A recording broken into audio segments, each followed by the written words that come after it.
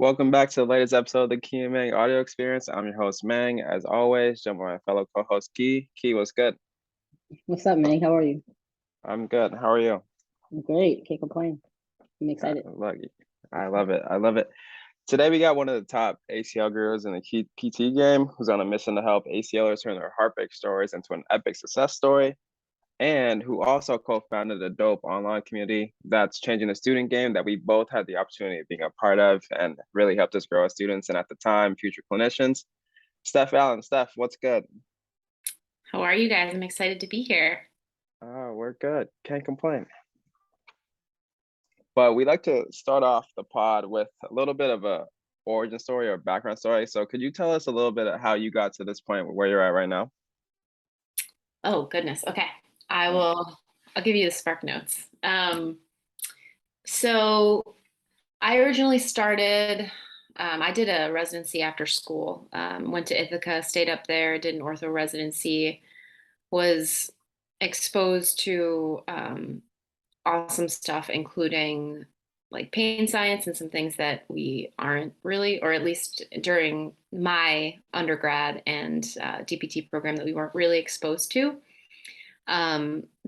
My mentor and the organizer, director of the residency, was heavily influenced by that stuff. And so I think that was the first time I probably just started to like question things. I was very much a like good student, took all professors' word as gospel and everything I read as gospel, which again, you need to know the information, but as we all know now, that it's not necessarily a bad thing to ask questions or to take the other things into consideration. So when through that residency, I was actually going to try to stay there and work. It was at Cayuga Medical Center in upstate New York in Ithaca.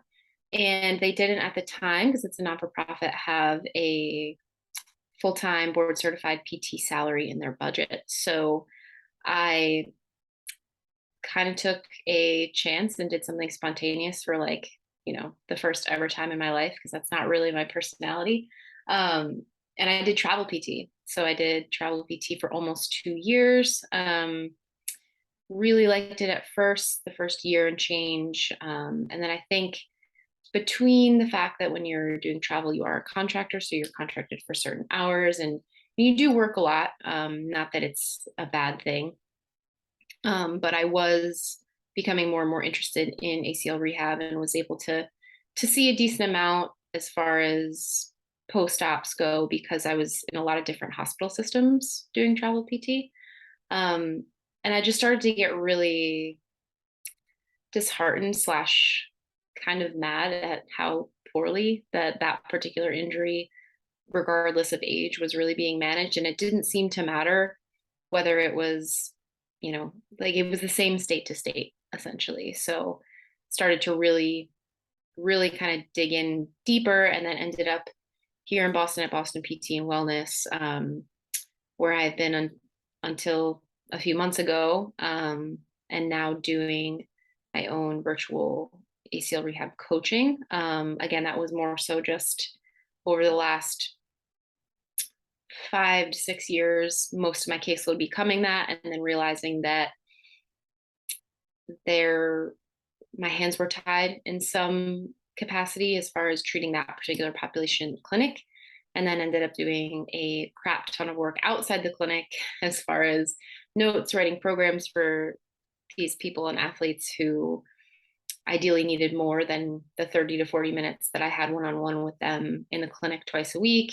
And half the time, it's high school kids that aren't doing it, and you're calling insurance companies. So I quickly became a unique form of burnt out, but didn't want that to affect my love for working with this group of people.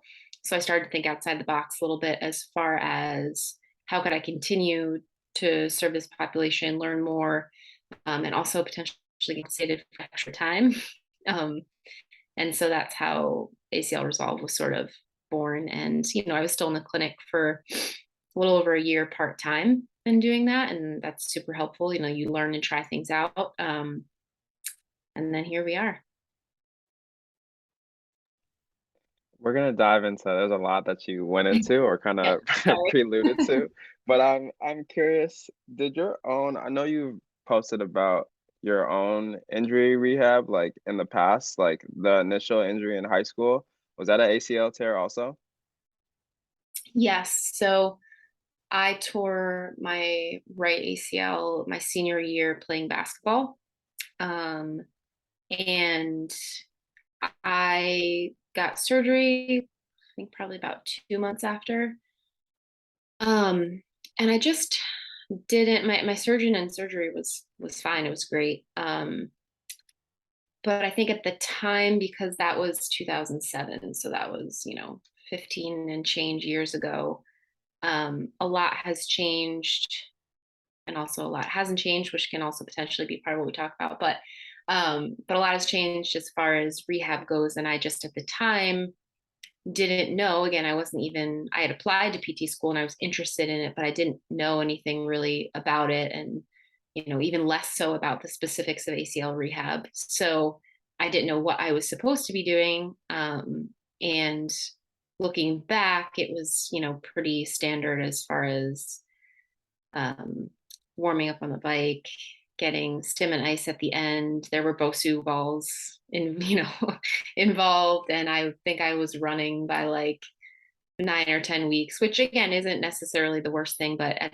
the time, I was a senior in high school, and 3 or 4 months later, end of August, I was going to college, and no one, including my parents, because they didn't know either. Nobody had been seriously injured as of myself or my siblings. No one even thought, including myself, to like follow up with PT or do anything at school because I was running and I was lifting, and that's all I really, I didn't see I wasn't mature enough to see the long term effects of like doing rehab the right way. So, there's been some other sequelae along the journey, and more so now that I'm 15 plus years out of surgery, that I think potentially could have been not necessarily avoided, but maybe staved off or better managed. So I think that in addition to seeing what I saw during travel PT was, those were kind of the stokes to my fire. And the last piece probably just being that I was in no way, shape, or form mentally ready to return to anything, particularly basketball. And that just never was addressed with me. What'd you see during your travel PT experience in regards to ACL rehab?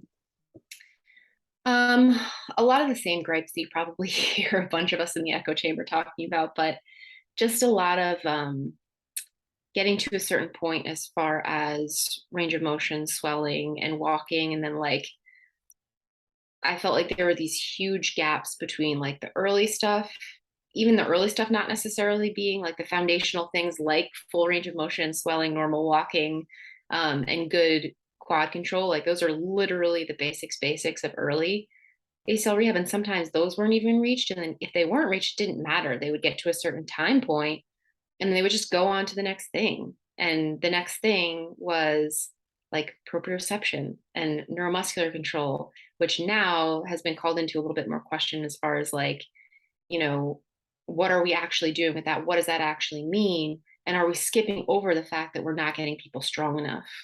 So again, this was stuff I learned during, but it was a lot of, fairly passive in the beginning, like patellar mobs, passive range of motion, ice stim, maybe some, you know, band ISO kickouts if they did the open chain or single joint movements, wall squats with the ball, wall sits, calf raises, single leg movements, and then just really not really escalating anybody from there. And then at that point, they would basically like somewhat progress those types of things, step ups, lunges, that kind of thing, wise. But it was fairly low intensity. And then just at a certain time point, they would start to run or start to go back to sport with no measurements whatsoever taken. And I was like,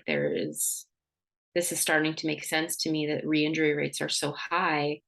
And like, not that there's a way to be perfect, but I feel like there's a lot of room for us to just give like half a shit more and do, sorry, we're allowed to curse. Okay. And like, just do a little bit more and do, it's pretty easy to do slightly better and like have at least a next tier of outcomes, even though we know we're not going to prevent injuries totally. I don't know if that answers your question. So then when you got to Boston PT and wellness and starting to see more ACL patients on your caseload, at that time, what were some of the pros and cons of working in the outpatient setting that you enjoyed and things that you wish you could change? Yeah, I mean, I think it was such a breath of fresh air to be at Boston PT.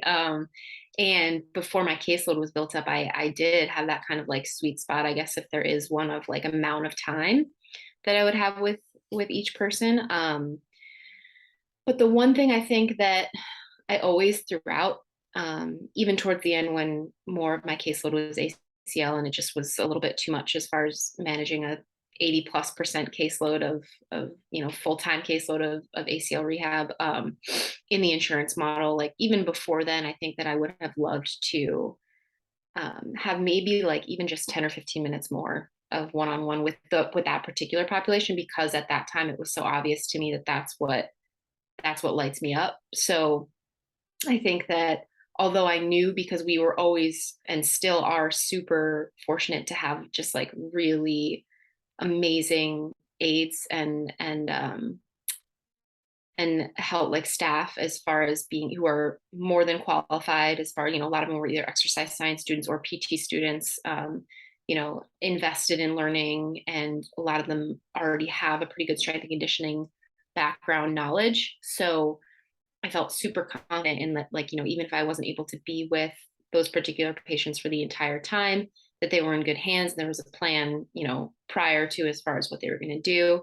So I think probably the biggest con was just, again, in the insurance model, just a little bit more time. Not that I would want, I don't even necessarily think that I would want 60 minutes one-on-one with every single patient, to be entirely honest. I think that with the ACL population, I actually liked when there was a couple of people in that had that particular injury and they would overlap, especially if one was a little bit further ahead than the other, both from a camaraderie and like, just environmental, like you guys know terms like contextual factors, like just being able to, those intangibles, as far as, yeah, it's a little motivation and competition maybe, but it's also like really good support. And it's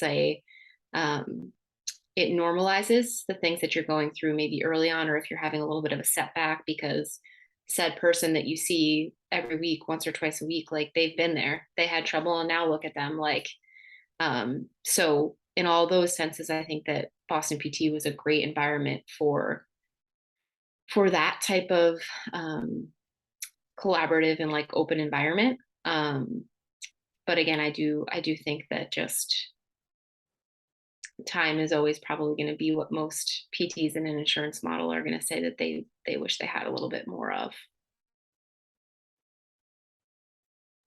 I definitely agree. I feel that way now. I have a question. In terms of like dating back to your travel PT days, and you saw like the lack of the quality of care, and you were kind of new, did you like have doubts about your knowledge or capabilities of treating ACL rehab? And if so, how did you like strengthen that area enough for you to be like, hey, I'm gonna do this and then eventually do it on my own? Oh yeah. I mean, that was prime, like, you're in the very first year, you're kind of like, I don't know anything. I'm just gonna do like what my last CI did and like see, A/B test this and all that.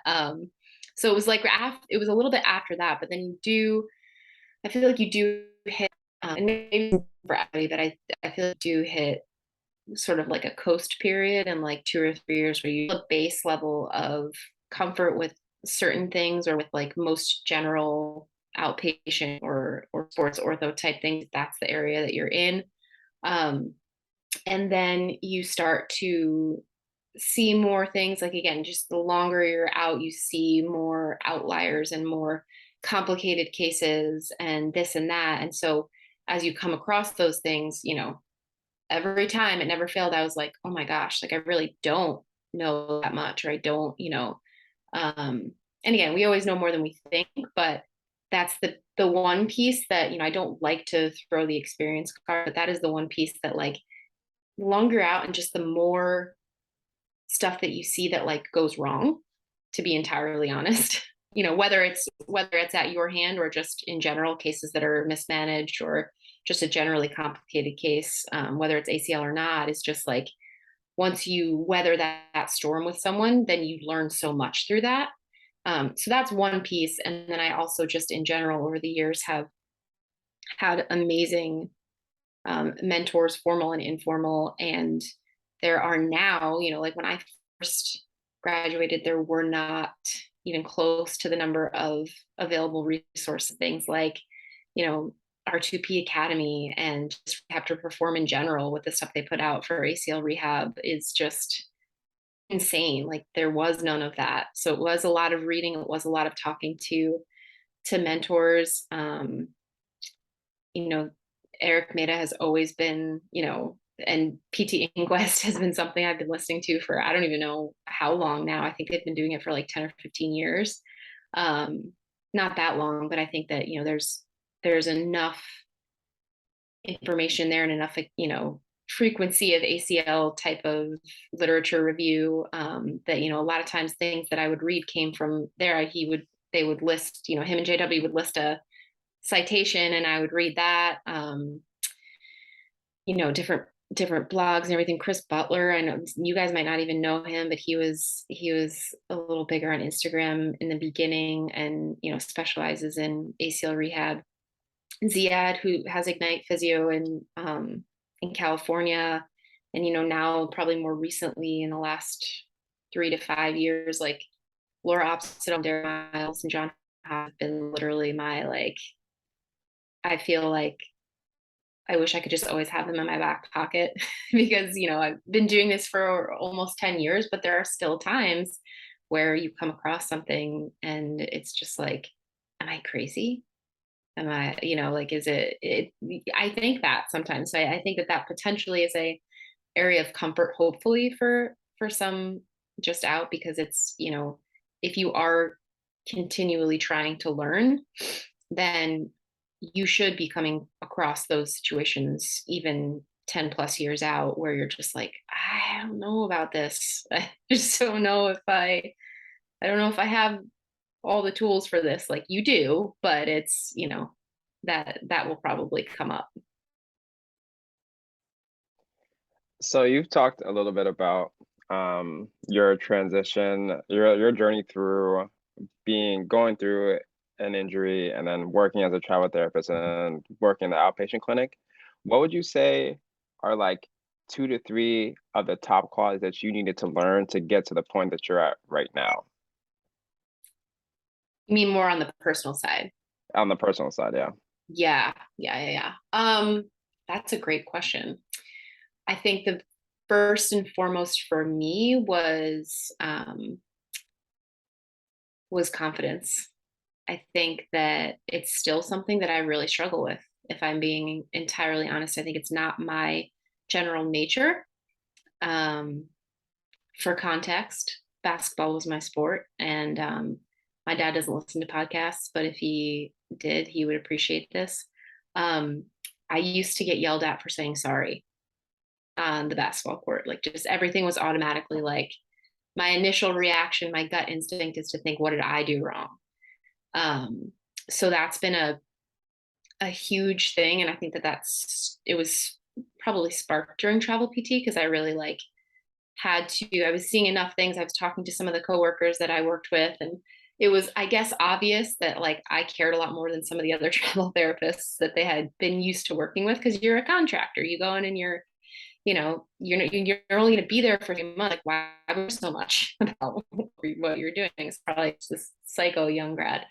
And so it was sparked during that. And I think that even through like therapy, I know not everybody does that or is about that. I think everybody probably should, but just it's a constant thing that I have to work on, but there is no way that, and in the beginning stages of me realizing how much I did care about this population, that like I just I wouldn't have had the confidence. And even still, like any steps I'm taking in my business or trying to refine systems or do this or do that, like it is a thing that you do have to sort of lead with confidence and knowing that even if it's not the best thing, it's like the next right thing for you to do. And so I think that that's definitely one that I have definitely had to cultivate and learn how to sometimes almost fake confidence for myself. That I feel like some people have that, I didn't. So whether you have that or you need to sort of exercise it like I did, I think that's a huge piece. And it isn't like, maybe I was afraid of it coming off as arrogance in the past. And I don't feel that way as much anymore, if that makes sense. So that would be one. It's a really, really good question. I would say, I don't know if there's a term for this, but I think the other big one is just kind of almost like an ability to, well, maybe resilience is the right word as far as if I'm thinking of definitions, but ability to kind of roll with stuff and or bounce back from when stuff goes wrong, because I know it's in other realms as well, but especially if you're actually starting a business and you're starting a business that is virtual in a time that like that's not the norm, particularly for the population that you're working with. You do have to kind of like roll with punches and not necessarily assume that every time there's a hiccup or something doesn't go as planned that you like should just stop everything and should just like, because there are going to be multiple times, probably countless times where like stuff initially doesn't go as you plan. And again, I don't think that, that's something also that will always be something I'm working on, but I do think that I was in a position where I was ready to kind of roll with the punches a little bit when I started this. And that has come in handy, I'll put it that way.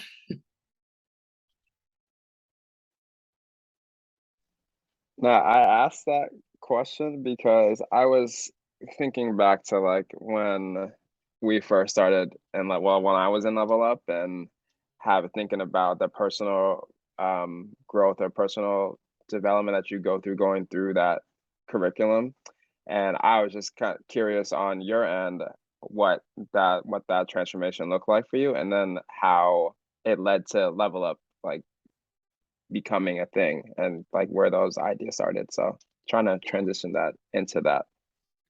Yeah, I mean, I was thinking about it a little bit more specifically with the ACL business, but I think that even prior to all of that, and is very much what my business and especially what Level Up in Kalu is founded on, but it really is just that like transparency, integrity. Like we just didn't, with what we had learned in school and what we were seeing in the clinic, didn't feel like by doing everything that we were taught, like again, you need to know your foundational knowledge of PT school, but some of what we were taught as far as the solutions and or side treatment side of things, like it didn't feel like we were acting with integrity or we were being transparent or we were actually like doing the best we could with what we knew.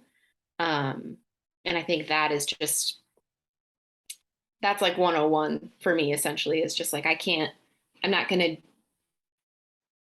physically can't do anything that is going to literally like go against basically principles or morals, I guess, if that makes sense. And I think that's just what bleeds through all this, I think.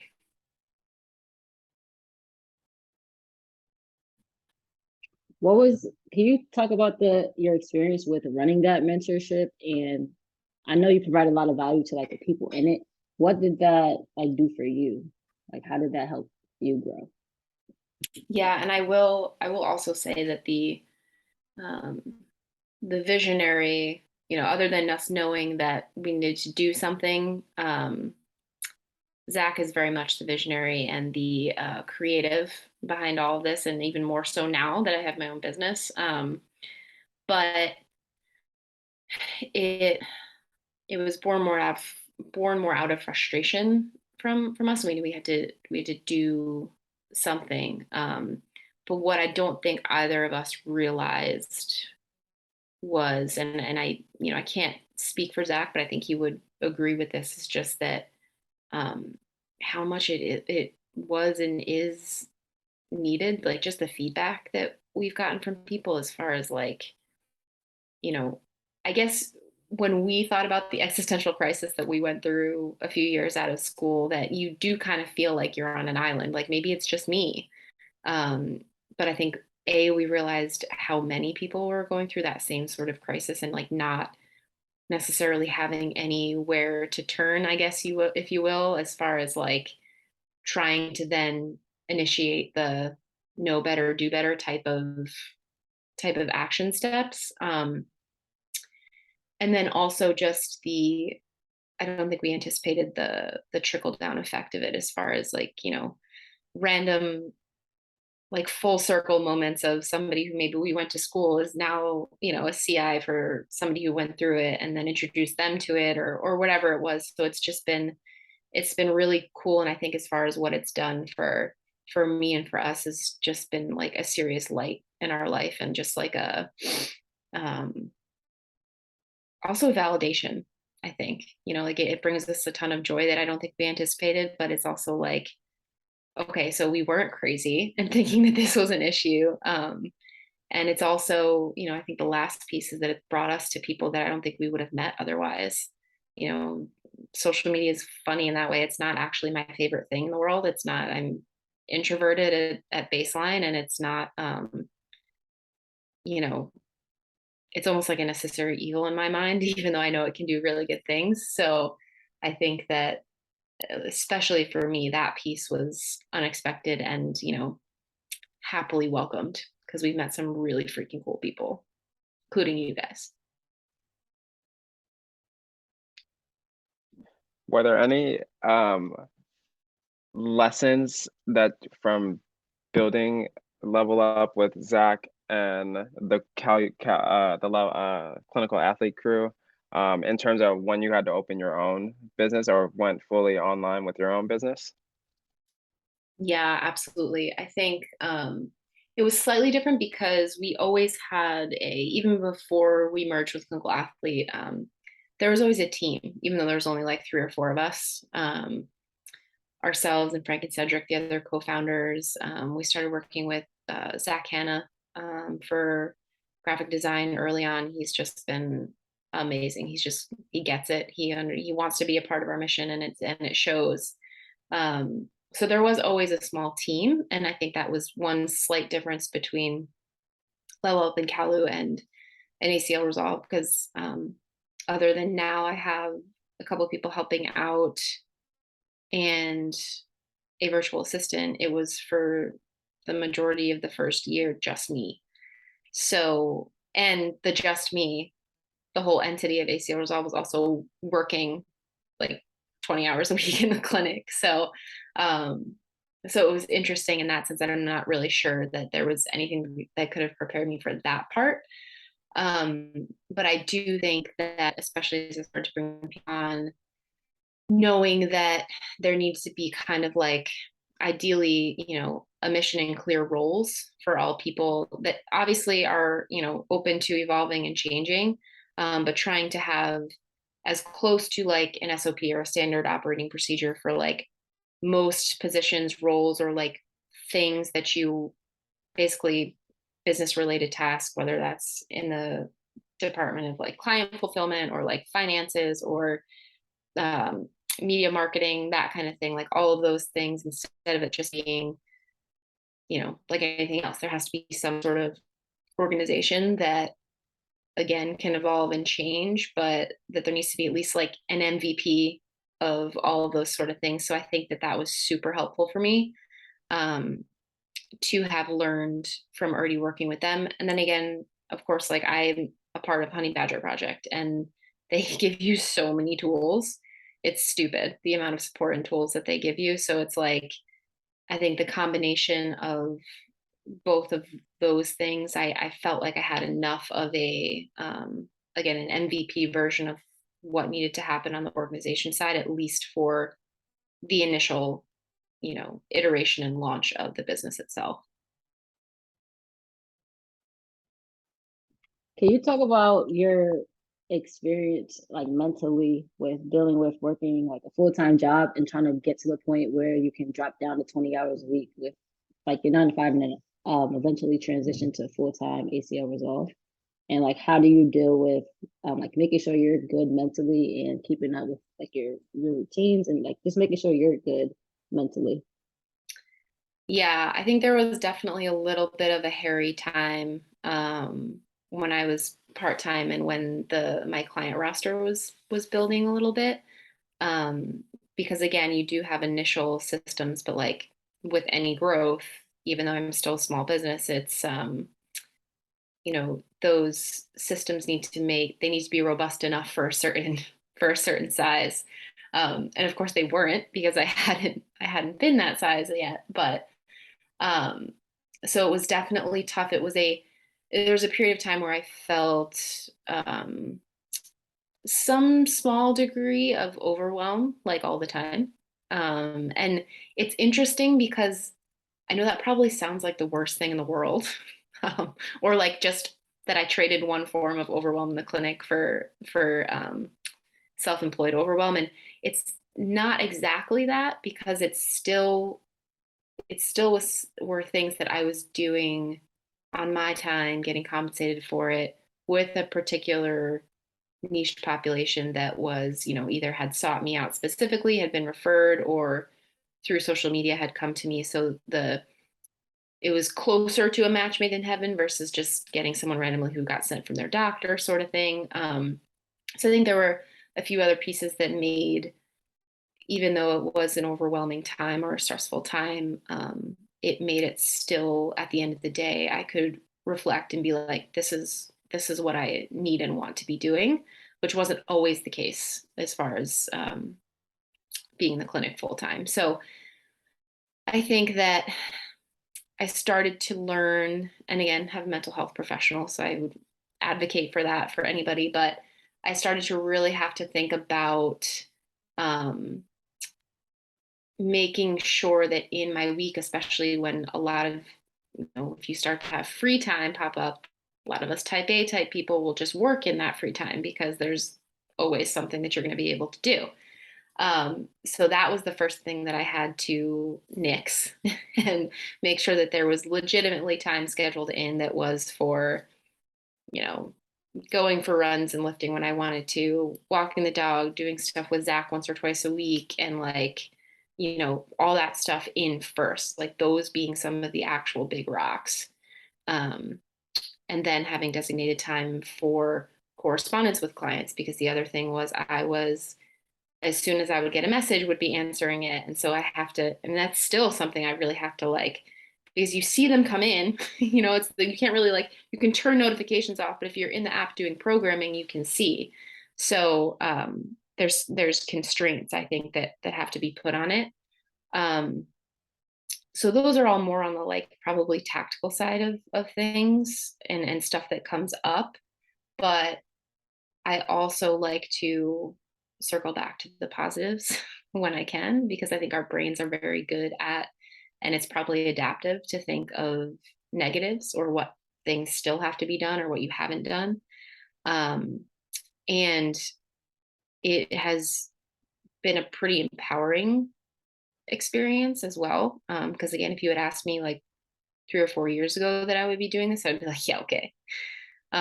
So I think that overall, I like to come back to reflecting and looking back at what I have been able to do and the people that I have and will be able to help. And that gets me through pretty good as far as the days that, again, whether it's owning your own business or having kids or starting a project or doing research or whatever, like there's going to be those days where you're just like, there's not enough hours in this day. No, I totally resonate with that because I feel like I'm at a constant state of like at least a slight overwhelm, especially with like still working and trying to do my own thing Yep. as well. And then like setting those boundaries because when you see messages come in, you want to tend to them, but then you also don't like want them to feel like that's always going to be the response time. So I don't know, it's something I feel like it's a never ending struggle, but just learning how to like cope with it is like more so what you have to do. I feel like at this level, like you're operating at a very high level. What is your like personal development routine? Or, like routines that you do every day? That's a good one. So I used to think, and especially because I was reading some of the material suggested in Honey Badger, and I know that our coaches are, thank you for saying I'm operating at a high level because I don't feel like I am. But and again, like compared to them who have been doing this for longer and they're our mentors, so it's something that we aspire to. For a while, I feel like I was trying to do too much of that for me. Like I know some people that works really, really well. So for me, I just make sure that I have some sort of morning and night routine. And at first, I think I had too many of those things. Like I was having like a checklist. And then when I wasn't getting to them, I was feeling bad about it. And then that was affecting my mind and aura going into the next day. So I had to kind of like step back, talk to some of the coaches, and their advice was right as far as simplify. So right now, I get up, I take my dog out, I feed her, I do some sort of movement. Like I'll do like just almost like dynamic stretching or breathing for literally like 5 minutes. I read for 10 minutes. And then I set an intention for that day. So right now what I'm doing as far as in the morning has actually been a mix of both some of the stuff that we've talked about in Honey Badger as well as some of my own stuff, knowing like what will work. Because again, I share a space in the house with my husband who is still in the clinic 2 days a week. So, Zach's getting up and getting ready. It's not one of those things where I can just like fully get up and do my, like you have to still sort of like, you're considering other people in your space sort of thing. So I enjoy getting up, going outside first thing with the dog. Just take like I just let her, even if it's just to go pee for really quick. Sometimes we'll do like a short little lap. And getting morning cuddles from her, give her breakfast, do some sort of movement myself, read. I think the reading was helpful for me because even if it's literally no more than 10 minutes, it makes me slow down because my tendency I realized was that I'll get up and want to just go to the first thing. And then depending on the day, I will, after setting the intention for that day, I'll look at kind of my calendar and what's on the agenda. Because if it's a day where there's a lot of calls, like my intent is not going to be to get a ton of the client fulfillment stuff done as far as programming goes. I'm going to be really present with these people on the phone. That's it. Because I'm also notorious for picking like 5 MITs or most important things for the day and getting to one of them and then feeling like a POS because it didn't get there. So I'm learning as far as how my brain works. And then I will likely either go for a run or go to the gym after that, or I'll do like a work block of sorts for an hour or two and then get some sort of physical movement. And I don't do well with waiting until later in the day to work out or run. For some reason, it's a way that I would rather start my day. And that's something that I learned as well. So that's my current like start to the day. At the end of the day, and this is something Zach and I are both much better with now, is like actually shutting down at a certain time. So by 8 or 8:30, I've already looked at my next day and made sure that what I have planned is kosher / realistic based on us only having one car now and him being in clinic. I will check the client DMs and just make sure that there's, if it's something that I can answer within a minute or two, these are my rules. Like if I can answer it in a minute or two, I'll do it so it's not carried over to the next day. If not, during one of my client fulfillment blocks the next day, I will lead with those. And then I do have a like project management via Trello, and I will look at that and my client journey one. And just because my virtual assistant and I meet once a week, We just keep tabs on that daily to make sure people are where they need to be and there's no questions there. So essentially, it just helps me between, any DM conversations, the planning via the board, um, helps me with probably what I technically would have as like easier to dos to maybe start the day with, because those are nice to just knock out really quick in the beginning of the day and get a couple of wins there as far as like doing things you said you're going to do. Um, and that's about it. We shut off technology around that time, and I just always also read before bed. Some days I only get through a couple pages because I'm super tired. Other days I'll read for a little bit, but it's definitely been a game changer as far as sleep for me, because haven't historically been a great sleeper. So reading instead of either being on my phone or watching TV is huge. So it seems like you have a routine, but it's pretty flexible. How is that routine different when you're in the clinic? Oh, I think the biggest thing is, and I think this is probably pretty common, especially if you have like a moderate to small business that you're working in, or maybe it's similar in hospital systems, but even before I was part-time, we had you would work a late shift one day and then the next day you would work an early shift and vice versa, which was like the worst thing for me because I'm a morning person, meaning I don't like to go to sleep late, but I would have to eat dinner at like 8:30 or 9 and go right to bed, which wouldn't happen because I can't go to bed right after I eat. And then I would get up early and also likely not finish the notes from the day before. So it kind of ended up in the traditional hours of the clinic, which again makes sense when you have staff that have to switch. Not everybody can always do late or always do early unless somebody wants to. So it makes sense logistically. And you're going to be able to see more people if you're open till 8 because people want to come in after work. Or they want to come in early before work, or kids from school have to come after school, that kind of stuff. So it all logistically makes sense. But that was really, really hard for me as far as like lack of sleep, carrying notes over into the weekend, maybe not always eating the best. Yeah, like I might be preaching to the choir. But I think that was probably the hardest part for me.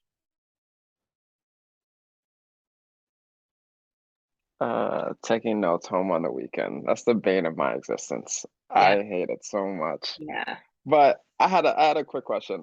You talked a little bit about Zach and how you guys have developed your relationship over the years. How has now that you guys are together and married now, how has the relationship evolved to help you as a business owner? Yeah. And I think that's something that we've talked about this, for a while, even before getting married. Like we knew each other for 5 years before we even started dating. So like very much we knew what we were getting into situation, and B, communication has always been huge. So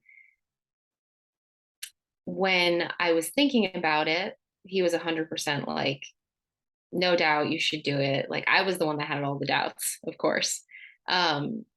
So I think that his level of like, though biased, but his level of confidence in me was huge, and really what I needed on a more regular, and probably what I still need on a regular basis as far as reminders of the good things that I'm doing, impact that I'm making, that kind of thing. Um, but I do think also, even just going off of some of the personal development things, like I do believe that in order to be successful with something that you are creating and you are running, you somewhat have to have some of those things sort of like set in stone in your day and your weeks, for with respective flexibility. And I think that actually has positively benefited him and us, and therefore probably Kalu, because the two of us are basically, I am a part of Kalu, but it is mostly him now, him and Quinn being leaders, and me kind of being like the second seat mentor, which I love. And so I feel like that the whole process of me also starting my own thing and learning how to run things and having to have more structure for myself has been good, both in the sense of like how we run our days. The other added slight like context piece is that I mentioned this before, like we went down to having one car. So literally we have to communicate all the time. Like we don't even have kids, but we have to communicate even into an additional degree, as far as like, okay, if I need to, like this morning I needed the car because I was going to look at a gym, like, one of our or a friend of ours owns a gym that I'm going to be renting space from so that I can strength test local clients now that I'm not in the clinic. And like, that had to fit in with me normally going for a run on Saturday morning and doing a little bit of client check-ins. And then, so it has forced that, but I think in a really good way, because the other thing that we've adopted, which again, went through a little rough patch of this, but we've adopted actually scheduling time to do things together that are fun, like go take Penny to the reservoir in the dog park, or go out to dinner, like, which we almost never do. Those things have also come with that transition and some of that organization, and that I'm really happy about. I love that. I was just legit just curious because you hear about people who go into their entrepreneurship, start owning their own business, and then the importance of having their partner support them. And so I was just curious about how that dynamic worked for you two. And I love that. I love how you guys set intentional time to talk about things other than business and make sure you guys are spending time with each other. So I love that. Um, Last couple questions here that I got, like 1 to 2 years from now, what would you say your future goals for ACL Resolve are? Good one.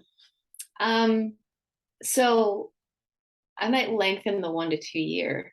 Because I think actually in the next 1 to 2 years, I want to like refine what I have. I do want to grow a little bit, bring on a coach, make sure that this virtual piece is all the gears are turning as they should. I think in the 3 to 5 year range, and again, ask me in another couple of years, it might change, but I do still feel a pull and like I'm meant to have a physical space.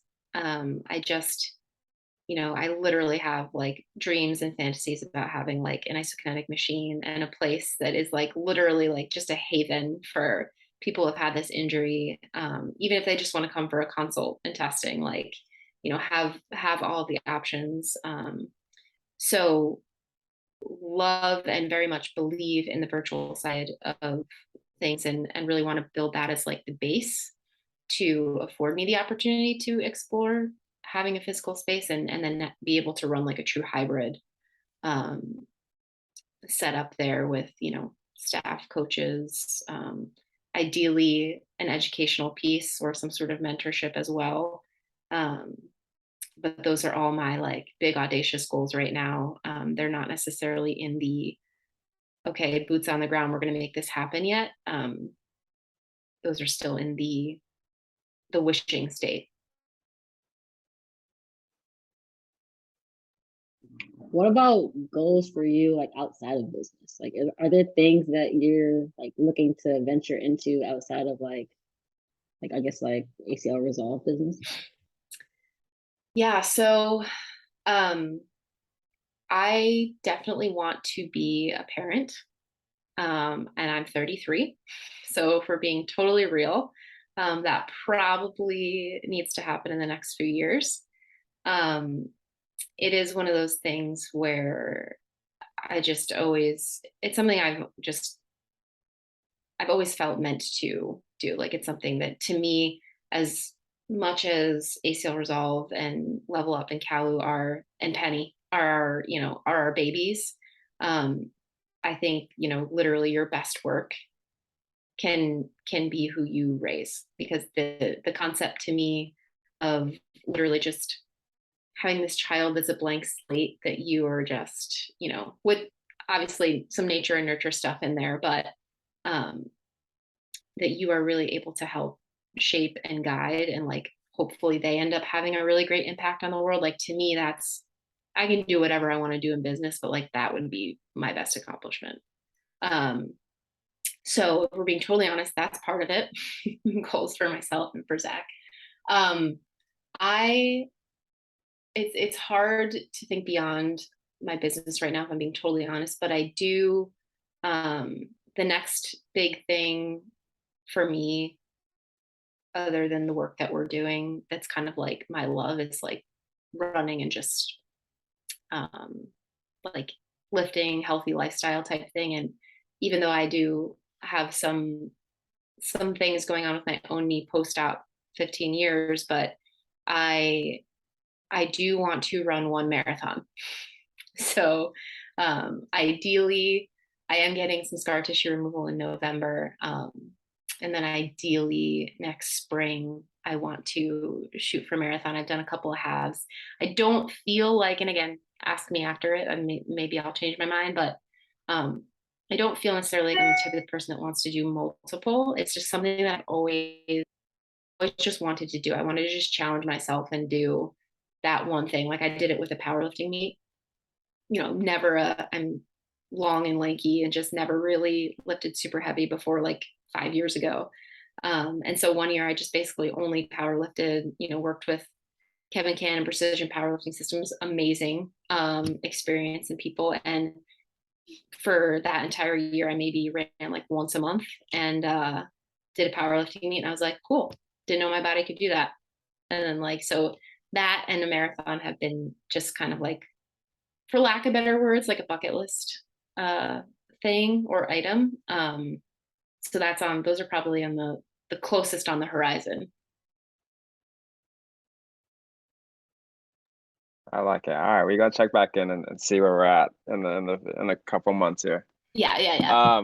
Last question. If you could say 1 to 2 things that you want someone to take away from listening to this conversation, what would you say? I would say, 1, don't or stop doubting yourself. Queen doubter here, so you can take that from me, or like, imposter syndrome, whatever you want to call it. It's just a speed bump, because if the thoughts in your mind are that you need to or want to do something, like just do it. It doesn't have to be perfect. Surround yourself with the right people. But I think doubt is one thing that if I had started to listen less to it earlier, then not just my business related stuff, but even life stuff would have been a lot less anxiety provoking for me. So that's one thing. And then I do think that other pieces, I just can't, can only speak for me, but I can't tell you or explain the value of authentic and like just really well-meaning mentors, and even just colleagues that have similar aspirations to you. Like, surround yourself with those people, because as you're going through different things, like having that, we call it things like a challenge network, like people that aren't just going to be like, oh yeah, that's great. They're going to be like, they're going to challenge you. They're going to ask you like, why do you want to do that? Or, and that kind of thing, has helped me be able to take like respectful criticism and feedback well, which you're going to need regardless of what you do in life. And it's also been motivating and given me the support that I need to get where I'm at, and hopefully where I'll continue to go in the future. I love that. Go ahead, Keith. No, I was gonna say I really like that second one with surrounding yourself with the right people. Like, I think my mindset has changed a lot just being surrounded by people who have the same mindset, but also like ask those difficult questions that kind of guide you to where you need to be. So I definitely agree with that. Steph, where can people find you? Yeah, so I'm most often on, or most comfortable with, Instagram. That's just stephallen.dpt. Website is probably coming next year. haven't done that yet. But also if people, people can DM me there. You can also email me. It's just steph@thelevelup.com. Open book. So if you got anything, I'm here. Okay, perfect. Meg, anything else? No, thank you for taking the time to come on the pod. Of course. Thank you guys for having me. No Of course. problem. All right, catch you guys on the next episode.